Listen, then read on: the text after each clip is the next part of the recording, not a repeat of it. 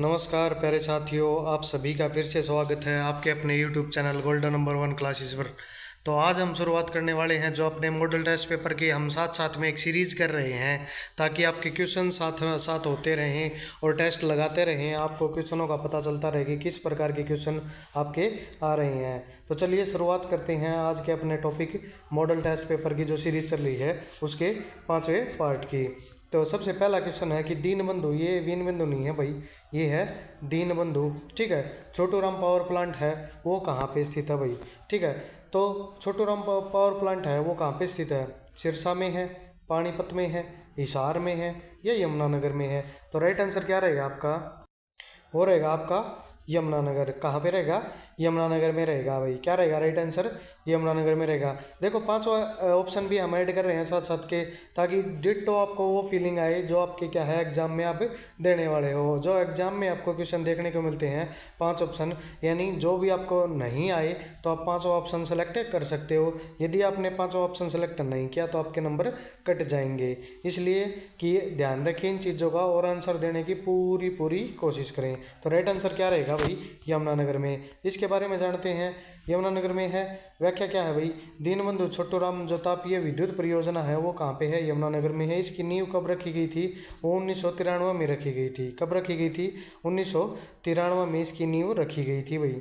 किसकी? दीनबंधु छोटूराम की। फिर है 14 अप्रैल 2008 को क्या है इसका जो उत्पादन कार्य है वो शुरू किया गया, यानी बिजली बननी स्टार्ट कब हुई? 2008 में। यानी कितना ज़्यादा समय लगा? 15 साल का समय लगा इसको बनने में। कब? 1993 में इसकी नींव रखी गई थी। 14 अप्रैल 2008 को इसका उत्पादन कार्य शुरू हुआ। और इस परियोजना के अंतर्गत क्या है 600 मेगा यूनिट की 2 यूनिट काम करती हैं भाई। एक 600 की है, यानी टोटल कितने हैं? 600 यूनिट की 2 यूनिटें काम करती हैं। यानी एक 600 बनाती है, दूसरी भी 600 बनाती है, यानी टोटल कितना है? 1200 मेगावाट की उत्पादन करते हैं। कितना है? 600 मेगावाट की 2 यूनिट काम करती हैं भाई। ठीक है, फिर है नेक्स्ट क्वेश्चन आपका कि हरियाणा राज्य की राजधानी कहाँ पे है? तो ये तो आपका आप सभी को पता है कि हरियाणा की राजधानी कौन सी है? वो है चंडीगढ़। कौन सी है भाई? चंडीगढ़। कब बनाई गई थी? जब 1 नवंबर 1966 को पंजाब और हरियाणा अलग हुए थे, दोनों स्टेट अलग हुए थे, दोनों का बंटवारा हुआ था। तो उस समय क्या था, दोनों की राजधानी कौन सी बनाई गई थी? चंडीगढ़ बनाई गई थी। क्या बनाई गई थी? चंडीगढ़ बनाई गई थी। और हरियाणा की जो आर्थिक राजधानी पूछ ले आपसे कि आर्थिक राजधानी कौन सी है? आर्थिक होती है भाई जो क्या है पैसा कमाती है, धन के मामले में ज़्यादा है, जैसे सोर्स ऑफ इनकम है वो ज़्यादा हो, तो वो कौन सी है भाई? हरियाणा की वो है गुड़गांव। कौन सी है भाई? गुड़गांव है, जो क्या है हरियाणा की आर्थिक राजधानी के नाम से भी जाना जाता है भाई। ठीक है, फिर है नेक्स्ट नर नारायण गुफा है वो कहाँ पे है भाई? हरियाणा के किस जिले में है? कौन सी? नर नारायण गुफा। तो आप सभी को नाम से भी कुछ चीज़ें ऐसी होती हैं भाई जो क्या है ना हम नाम से भी याद कर सकते हैं। जैसे देखो भाई, जैसे नर नारायण है, नारायण का वास हम कहाँ पर माना जाता है? हरियाणा में नारायण का वास माना जाता है मोस्टली क्या है? कुरुक्षेत्र में। क्यों? क्योंकि कुरुक्षेत्र संबंधित किससे है भाई? हमारे जो महाभारत है उससे संबंधित है। और वहाँ पे क्या है उस चीज़ के बारे में बहुत ज़्यादा जानकारी जुटाने का मतलब आपको मिलती है। कुरुक्षेत्र यूनिवर्सिटी है, वहाँ पे गीता महोत्सव भी किया जाता है हर साल, हर वर्ष दिसंबर महीने में। अब होगा, अभी दिसंबर महीने में आयोजित किया जाता है भाई। कौन सा? गीता महोत्सव। ठीक है, तो नरनारायण गुफा है वो कहाँ पे है? कुरुक्षेत्र में है, भिवानी में है, सोनीपत में है या यमुनानगर में है? तो राइट आंसर क्या रहेगा इसका? यमुनानगर रहेगा। कुरुक्षेत्र से संबंधित क्यों है? क्योंकि देखो भाई, जो मोस्टली आपको इस टाइप के क्वेश्चन देखने को मिलते हैं ना, वो ज़्यादातर आपको मिलते हैं भाई महाभारत कालीन से संबंधित है ना, वो सभी कहाँ पे देखने को मिलेंगे आपको? वो कुरुक्षेत्र से देखने को मिलेंगे। परंतु छोटा छोटा गैप, जो छोटा छोटा चेंज है, वो क्या करता है? क्वेश्चन गलत करवाने की संभावना रखता है। इसलिए मैं कहता हूँ कि हर बार मैं ऐसे क्वेश्चन आपको जब मोस्टली पुटअप करवाता हूँ हर क्लास में, कि वो थोड़ा थोड़ा पजल करे आपको, कि उसकी आदत हो जाए पजल होने की और आप उसको आसानी से डील कर पाओ। तो ये क्वेश्चन था। ये मोस्ट ऑफ बच्चे क्या है कुरुक्षेत्र का सोचेंगे कुरुक्षेत्र कर दें, तो कुरुक्षेत्र में है नहीं, बट कहाँ पे है ये? यमुनानगर में स्थित है। कहाँ पे है? यमुनानगर में स्थित है भाई। नारायण गुफा कहाँ पे है? ये है यमुनानगर में स्थित है भाई। ठीक है, तो कौन सी नदी वर्षा ऋतु में क्या करती है, अम्बाड़ा व कुरुक्षेत्र जिले में बाढ़ का मुख्य कारण बनती है भाई। अब देखो कौन सी नदी है जो क्या करती है भाई, अम्बाड़ा और कुरुक्षेत्र जिले में क्या है, बाढ़ का कारण बनती है, यानी बाढ़ लाती ही लाती है वो।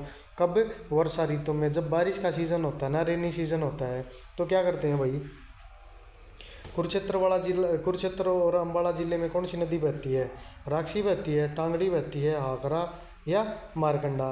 तो आप सभी को पता है अम्बाड़ा और कुरुक्षेत्र का इलाका कौन कवर करती है, वो मारकंडा नदी कवर करती है। कौन करती है भाई, मारकंडा नदी कवर करती है। और मारकंडा नदी ही क्या करती है, वहाँ पे बाढ़ का कारण बनती है। क्यों, क्योंकि बारिश के सीजन में क्या होता है, बारिश होने के कारण जो आसपास का क्षेत्र का पानी है वो भी इकट्ठा होकर क्या है, नदी के थ्रू बहाव में आता है, और नदी क्या करती है, उफान पे होके जो आसपास के निचले इलाके होते हैं उनको पानी से जलमग्न कर देती है भाई। ठीक है, फिर है व्याख्या, देखो भाई, मारकंडा नदी क्या है, कुरुक्षेत्र और अम्बाड़ा जिले में बाढ़ का कारण बनती है। मारकंडा नदी का पुराना नाम क्या है भाई, तो वो है अरुणा है। कौन सा भाई, अरुणा है। यह क्या है, एक बरसाती नदी है। देखो इसका प्राचीन नाम पता चल गया आपको, पीछे भी करवाया है मैंने, कम से कम भी है, मोस्ट ऑफ दो तीन क्लास के बाद जिक्र होता रहता है इन चीज़ों का, और बार बार जिक्र होने से आपको पूरा आसानी से, मैं उम्मीद करता हूँ, याद हो गया भी होगा। इनका प्राचीन नाम, इनका बहाव क्षेत्र, ठीक है, ये किस प्रकार की नदी हैं, कितना क्षेत्र, कितने एरिया में ये बहती हैं, तो इस प्रकार की जानकारी आपके पास उपलब्ध होना बहुत ज़रूरी है, ताकि एग्जामिनर आपको कैसा भी क्वेश्चन पुटअप करे तो आप आसानी से उसका जवाब दे पाओ भाई। ठीक है, फिर इस नदी का उद्गम कहाँ से होता है, भर्तीदर की पहाड़ियों से होता है। कहाँ से एंट्री करती है, काला अम्ब नामक स्थान से, जो अम्बाड़ा में स्थित है। ठीक है, वहाँ पे क्या करती है, ये हरियाणा में एंट्री करती है भाई। कहाँ से, अम्बाड़ा जिले से, जो क्या है, काला अम्ब नामक स्थान से। कौन, मारकंडा नदी है भाई। फिर है नेक्स्ट क्वेश्चन, हरियाणा के दक्षिण पश्चिम में कौन सा राज्य है भाई, कौन सा राज्य है दक्षिण पश्चिम में। देखो ये रहा आपका मैप, ये रही आपकी ईस्ट साइड यानी पूर्व। ठीक है, ये आपके पूर्व है, ये पश्चिम है, ठीक है, ये दक्षिण है, और ये उत्तर है भाई। ठीक है, तो ये सब एक बात बताएंगे, पूछा क्या है, दक्षिण पश्चिम में, तो ये है वाला इलाका होगा।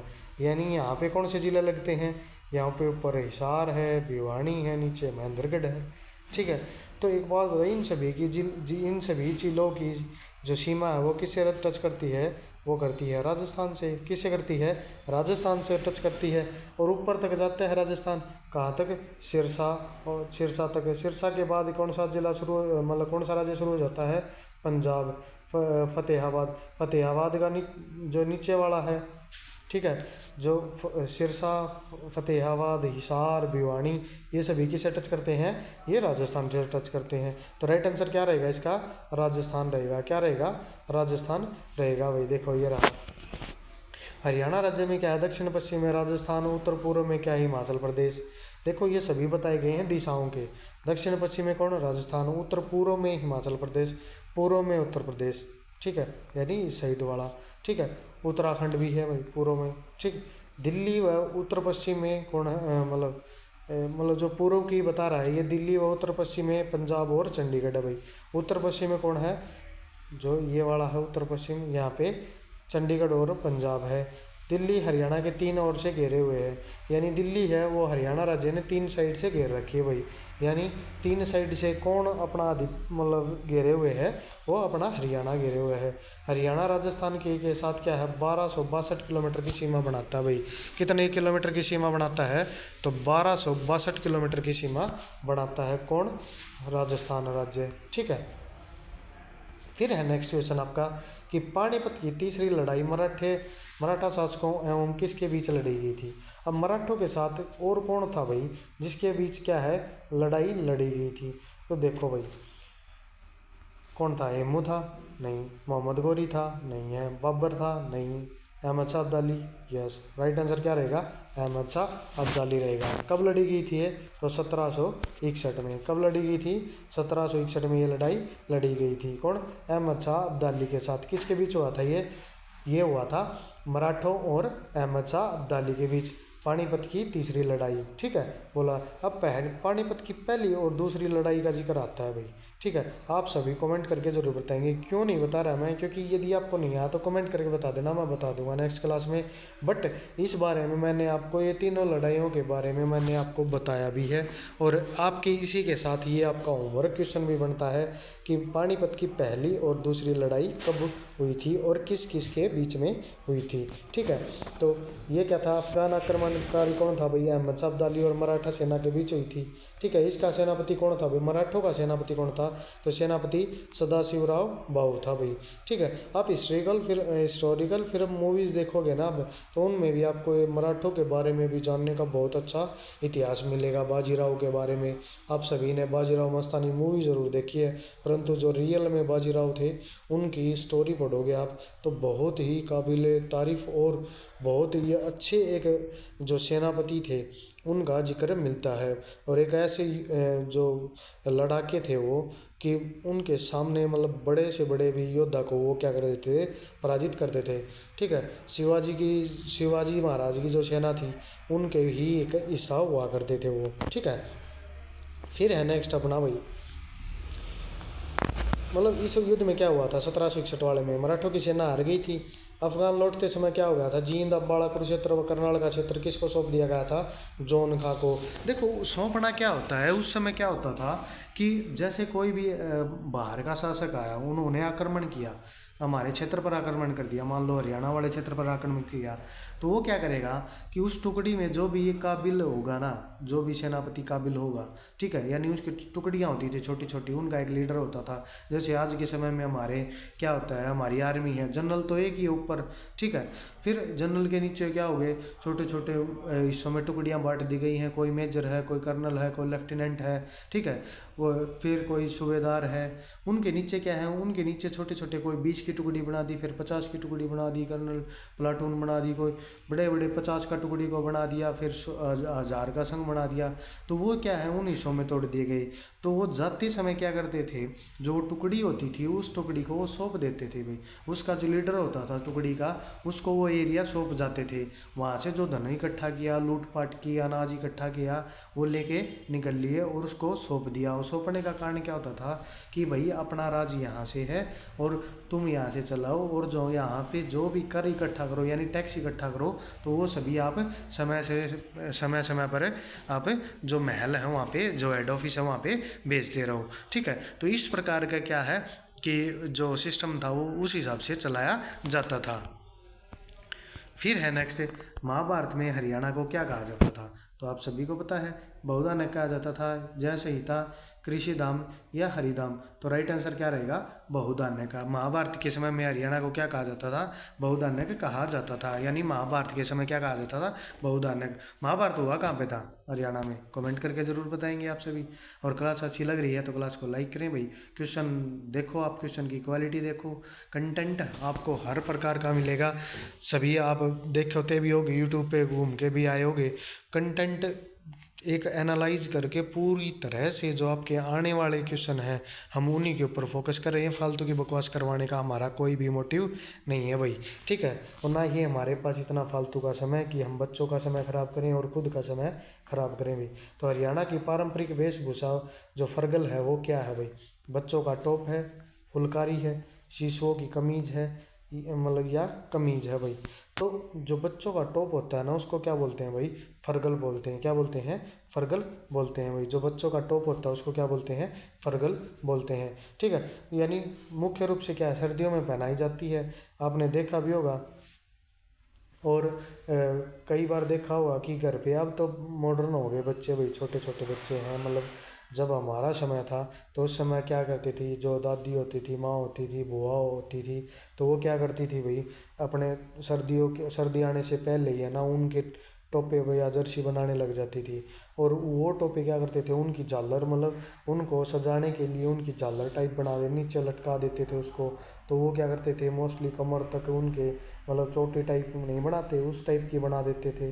आज भी देखते होंगे गांव में मोस्ट ऑफ बच्चे रहते हैं, तो गांव में क्या करते हैं भाई, ऊपर का टोपा बना दिया और बाद में क्या करते हैं उसके झालर लटका दी जाती हैं छोटी छोटी।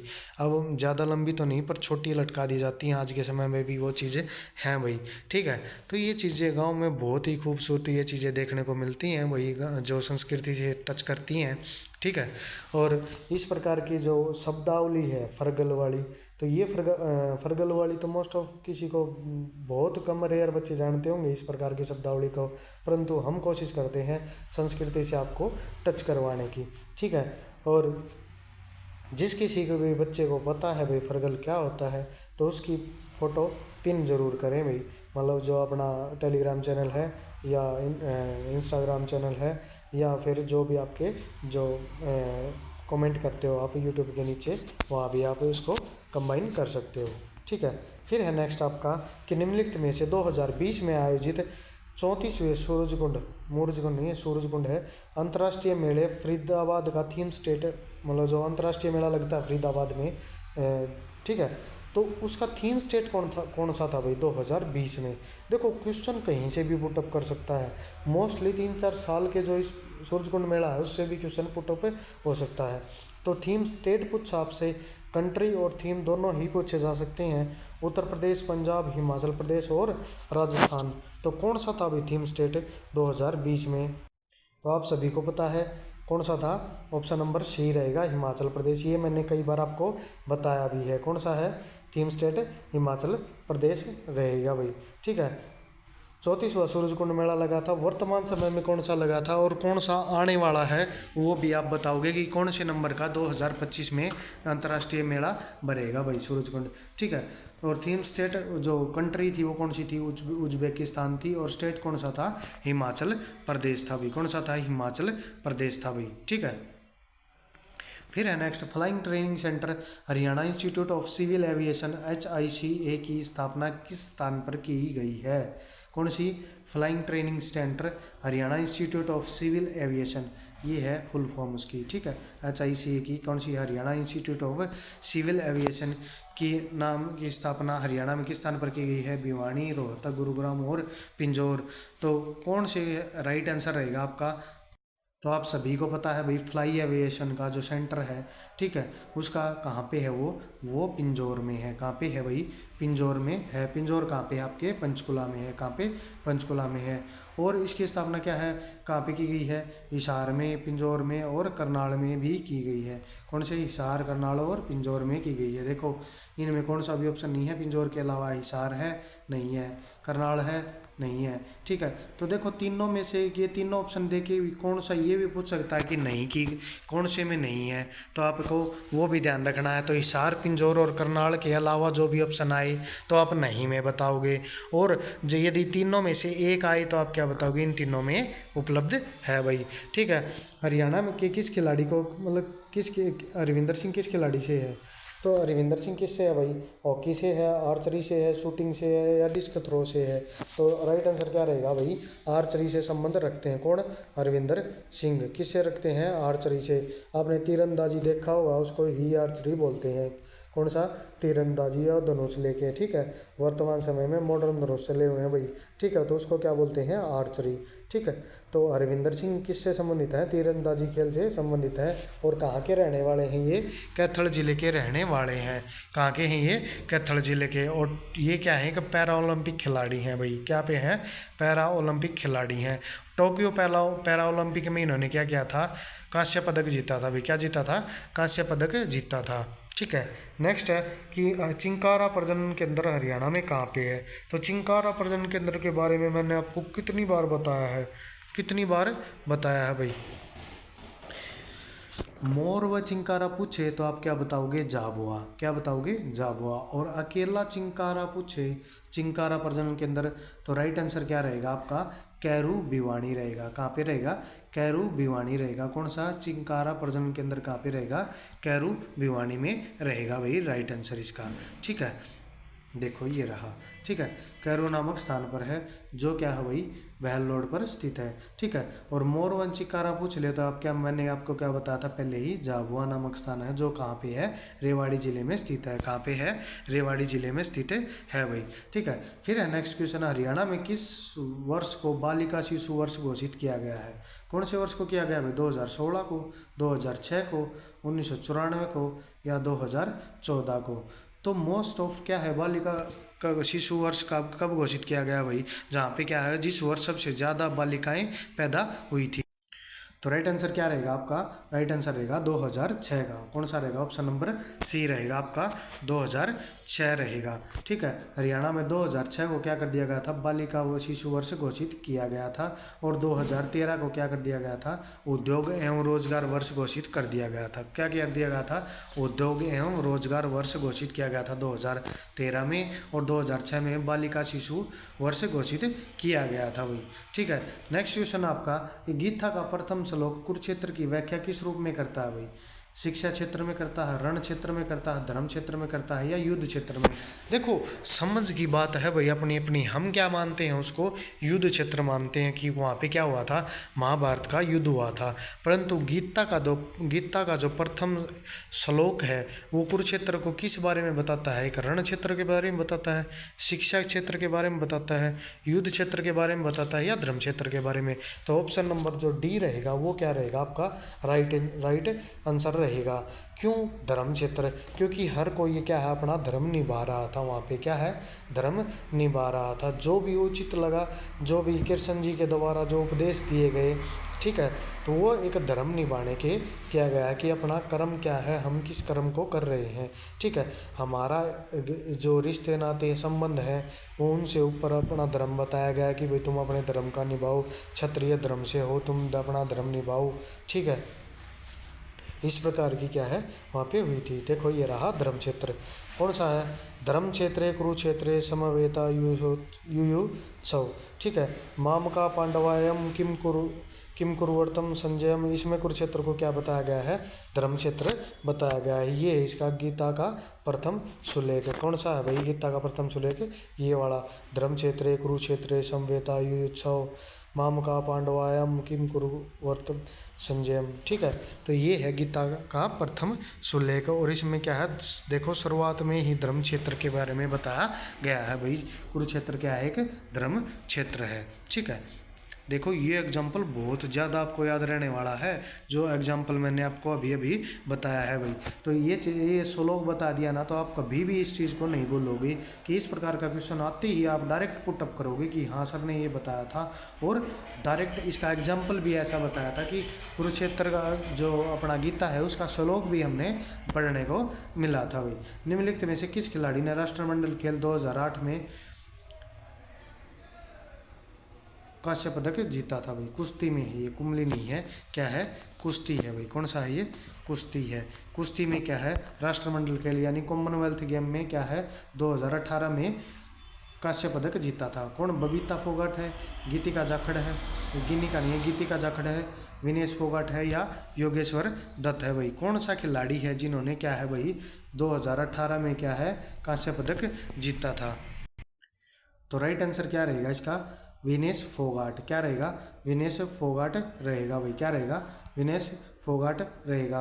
गीतिका जाखड़ ने भी जीता था, परंतु क्या है एचएससी ने 25/7/2023 को जो एग्जाम हुआ था, आंसर की रिवाइज की थी, उसमें इसका उत्तर क्या माना था? सी माना था, यानी विनेश फोगाट माना था, ठीक है। यानी ऑप्शन आपको दो भी मिल सकते हैं, डिपेंड करता है एचएससी क्या मानती है भाई। ये एचएससी वालों की सबसे बड़ी खामी यही है, और इनका पता नहीं क्या कर देंगे ये क्या नहीं। आपको आंसर कुछ बताया जाएगा, होता कुछ है, तो आप चैलेंज कर सकते हो, आपके लिए ये प्लस पॉइंट है।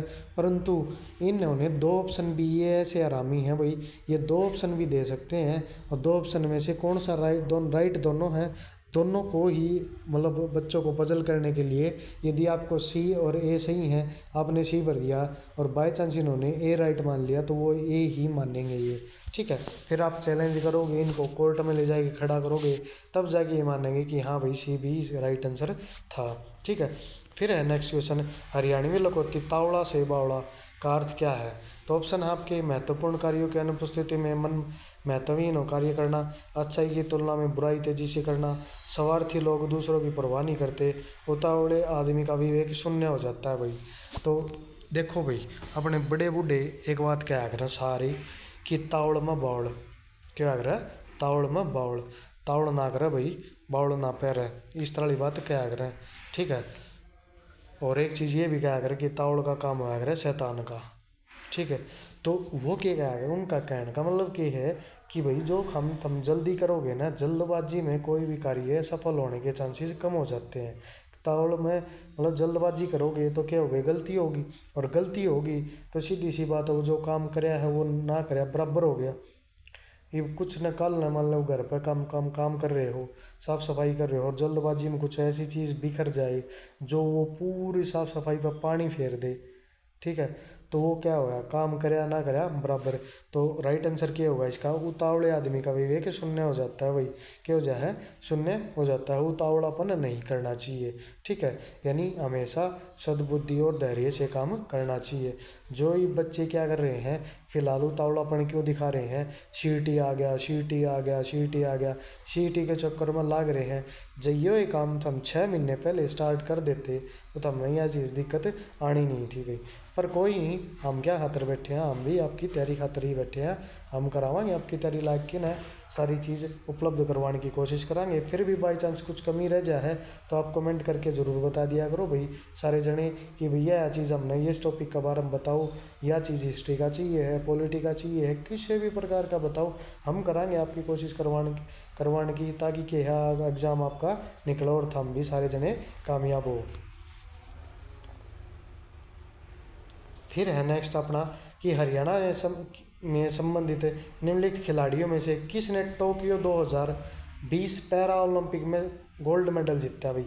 ठीक है। तो साक्षी मलिक पैरा ओलंपिक है ही नहीं, रवि दहिया ये भी पैरा नहीं है, सुनीता शर्मा और सुमित अंतिल। ठीक है। तो राइट आंसर क्या रहेगा भाई, यही अपना हरियाणा ही छोरी यही है, तो सुमित अंतिल है। ठीक है। हरियाणा का यही खिलाड़ी ऐसा है जो क्या है, पैरा ओलंपिक में क्या है, स्वर्ण पदक जीत के ले आया था। कब, 2020 में। तो सुमित अंतिल है, उन्होंने क्या है भाई, जेवलिन थ्रो में क्या जीता था, स्वर्ण पदक जीता था, यानी गोल्ड मेडल जीता था। कब जीता था ये, 2020 में जीता था। कब जीता था, 2020 में जीता था भाई। ठीक है।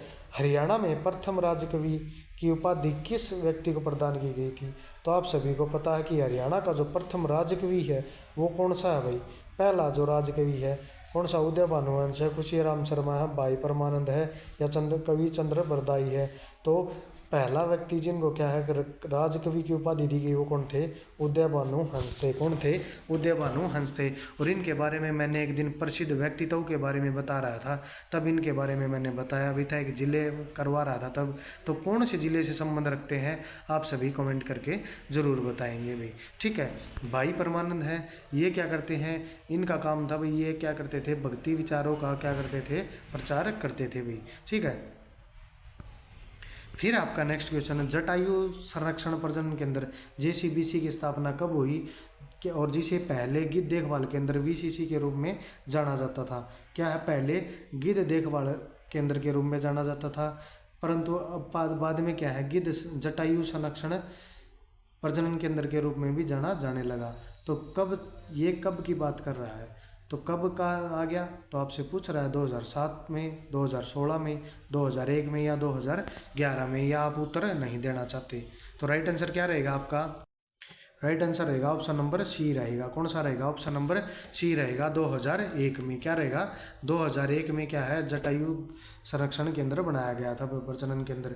इसकी स्थापना कहाँ पे की गई है, पिंजौर में की गई है। कब की गई थी, 2001 में। एशिया का पहला गिद्ध संरक्षण केंद्र है भाई ये, क्या है, एशिया का पहला गिद्ध संरक्षण केंद्र है, जहाँ पे क्या है, गिद्धों की संरक्षण के लिए स्पेशल कुछ बनाया गया था। यह हरियाणा वन विभाग, Bombay natural history society and royal society London का पक्षियों के लिए संरक्षण हेतु प्रयास है भाई। किस किस के लिए हेतु प्रयास है? हरियाणा वन विभाग, बॉम्बे नेचुरल हिस्ट्री सोसाइटी है, और एक रॉयल सोसाइटी यानी जो लंदन की है, उनके द्वारा क्या है भाई, पक्षियों की संरक्षण यानी सुरक्षा के लिए एक छोटा सा प्रयास किया गया था। नेक्स्ट क्वेश्चन आपका, किस वर्ष हरियाणा विधानसभा की सीटों की संख्या को बढ़ाकर 90 कर दिया गया है भाई? क्या है कि किस वर्ष हरियाणा विधानसभा की सीटों की संख्या को बढ़ाकर 90 कर दिया गया है? तो आप सभी को पता है भाई कि जो 90 सीटें कब की गई थी? 90 सीटें गई थी 1977 में। कब कर दी गई थी? 1977 में सीटें कर दी गई थी। ठीक है, मतलब गठन के समय कितनी सीटें थी भाई? 54 सीट थी। कितनी थी? 1 नवंबर 1966 को 54 सीट थी। फिर 10 सीट आरक्षित थी इनमें भी। 1967 में कितनी कर दी? 81 कर दी गई थी। 1967 में कितनी सीट कर दी गई? 81। और 1977 में कितनी कर दी गई? 90 सीटें। कितनी कर दी गई? 90 सीटें। और 2026 में कितनी कर दी जाएंगी? ये 120 का अनुमान है भाई। कितनी कर दी जाएंगी? 120 कर दी जाएंगी 2026 में। कितनी कर दी जाएंगी? 2020 में 120 कर दी जाएंगी भाई। ठीक है, फिर है नेक्स्ट क्वेश्चन कि महाभारत का युद्ध हरियाणा के किस क्षेत्र में हुआ था? तो महाभारत का युद्ध आप सभी को पता है कि कुरुक्षेत्र जिले में हुआ था भाई। कहाँ पे हुआ था? कुरुक्षेत्र जिले में महाभारत का युद्ध लड़ा गया था। ठीक है, जो किस किस के बीच था? कौरवों और पांडवों के बीच था। कई महानुभाव को ऐसे भी हैं आप सभी के बीच में कि जिनको कौरवों और पांडवों का भी नहीं पता कि ये थे कौन।